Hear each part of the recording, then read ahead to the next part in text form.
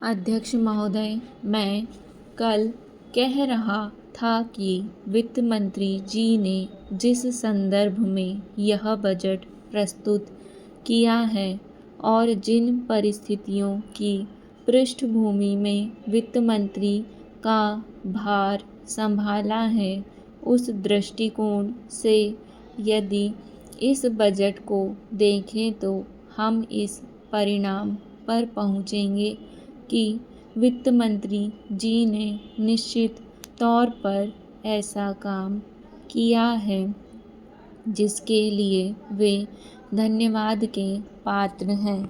उन्होंने देश की अर्थव्यवस्था को सुधारने के भार को लेकर उसमें सफलता प्राप्त करके देश की बिगड़ती हुई आर्थिक दशा को सुधारा। पिछले वर्ष देश का उत्पादन बढ़ा है, उद्योगों में सुधार हुआ है, कीमतों में सुधार आया है और हमारा आयात कम हुआ है और निर्यात बढ़ा है। इस तरह से देश में एक नई आशा और विश्वास पैदा हुआ है। इस वर्ष के बजट द्वारा भी उन्होंने पिछले वर्ष के कार्यक्रम को जारी रखने की कोशिश करने का प्रयास किया है। मुझे इसमें कोई संदेह नहीं है कि इसमें भी उनको सफलता मिलेगी। उन्होंने देश के आयात निर्यात के बारे में जो कदम उठाए हैं, उनसे निश्चय ही हमारे विदेशी व्यापार का संतुलन सुधरेगा, यह निश्चय के साथ कहा जा सकता है। मैं वित्त मंत्री जी के लक्ष्यों व कर नीति का आमतौर पर स्वागत करता हूँ। यद्यपि मैं यह मानता हूँ कि इस कर व्यवस्था के द्वारा मध्य वर्ग पर बोझा पड़ेगा, परंतु इस देश में हमें पंचवर्षीय योजनाओं को जारी रखना है। इसलिए उस संदर्भ में हमें आर्थिक साधन जुटाने पड़ेंगे और ऐसी दशा में जो लोग इस देश में ऐसी स्थिति में हैं जो कष्ट उठा कर के भी कुछ दे सकते हैं, उनको देश के लिए देना ही पड़ेगा। इसलिए वित्त मंत्री जी के इन कदमों का भी मैं स्वागत करता हूँ, परंतु साथ ही साथ मैं नम्रतापूर्वक यह अवश्य कहना चाहता हूँ कि वित्त मंत्री महोदय ने किसानों पर जो भी नए कर लगाए हैं, उनके ऊपर वे फिर सोचें। मेरी मान्यता के अनुसार वित्त मंत्री द्वारा खाद पर जो कर लगाया गया है, जो शुल्क लगाया गया है, वह एक ऐसा कार्य है जिससे इस देश का विकास रुकने वाला है। उन्होंने अपने बजट भाषण की भूमिका में कृषि संबंधी कच्चे माल के उत्पादन के लिए पूंजी लगाने की आवश्यकता पर जोर दिया है। उनकी स्वयं की यह मान्यता है कि कृषि का उत्पादन बढ़ाना बहुत आवश्यक है।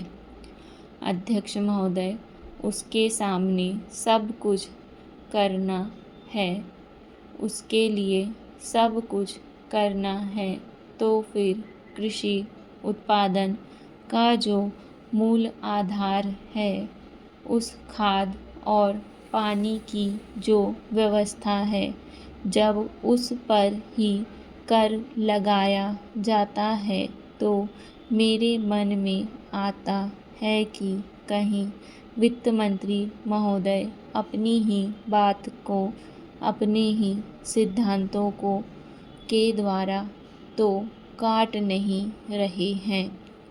मैं कहना चाहता हूँ कि हमारे देश में अभी भी चौथाई भूमि से ज़्यादा सिंचित भूमि नहीं है।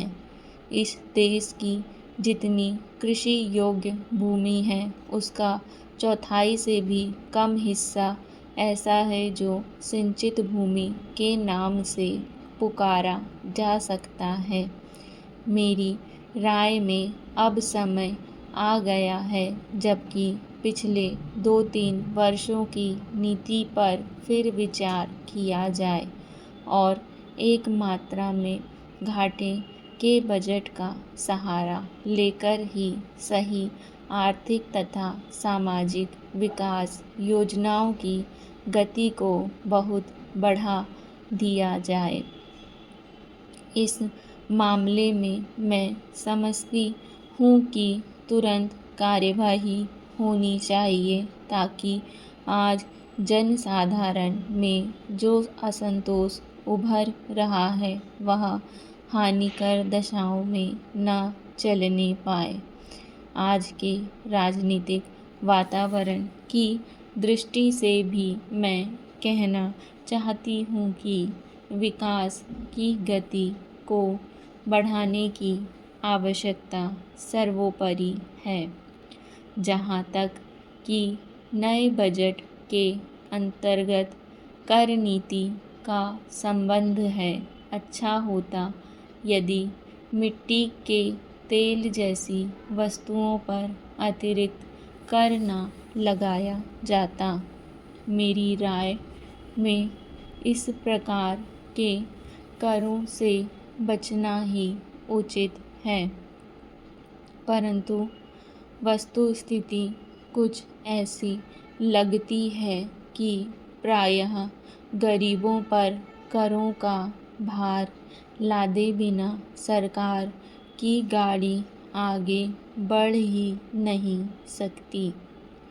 एक नया कर जिसे पहली बार वित्त मंत्री ने लगाने की ठानी है वह कृषि संपत्ति संबंधी कर है। अब से पहले कुछ राज्यों में कृषि संबंधी आयकर लगाया गया था, परंतु उसके प्रशासन तथा वसूली आदि में इतनी कठिनाइयाँ आई कि राज्य सरकारों को अपनी नीति बदलनी पड़ी। यह बात है कि जहाँ करोड़ों अनपढ़ तथा गांवों में बसने वाले किसानों पर हिसाब किताब रखने और रिपोर्ट भेजने की जिम्मेदारी लादी जाती है, वहाँ ऐसा कोई कर सफल नहीं हो सकता है। उल्टे उसके कारण लाखों लोग कई प्रकार से सताए जाते हैं और फिर वे लोग सरकार से नाराज हो जाते हैं। इसलिए पहले यह देखना पड़ेगा कि यह कर कितने कृषकों पर लागू होने वाला है और उससे कितना रुपया कर के रूप में वसूल होगा। अध्यक्ष महोदय, सूचना मंत्रालय एक ऐसा मंत्रालय है जिसके कामों के संबंध में यह कहा जा सकता है कि बहुत कम आलोचना की गुंजाइश है। इसके कामों में सामान्य रूप से यह देखा गया है कि सभी स्थानों पर प्रगति हुई है। जहाँ जहाँ कुछ कमजोरियाँ हैं उनको सुधारा जा सकता है। इसीलिए सबसे पहले मैं आकाशवाणी के संबंध में कुछ कहना चाहता हूँ। यह बात सच है कि आकाशवाणी ने परिस्थितियों के अनुकूल अपने को परिवर्तित किया है। जब हमारे देश पर संकट आया तो इस विभाग ने डटकर उसका सामना किया और परिस्थितियों के अनुसार अपने प्रसारणों को बढ़ाया, लेकिन मुझे दुख के साथ कहना पड़ता है कि इसकी भाषा नीति में अभी तक कोई परिवर्तन नहीं आ पाया है।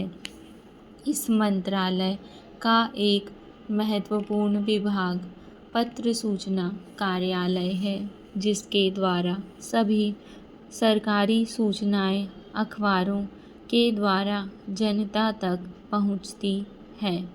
अभी तक हमारे इस मंत्रालय का यह दृष्टिकोण रहा है कि इस देश की भाषा अंग्रेजी है और सब काम अंग्रेजी भाषा के माध्यम से होना चाहिए।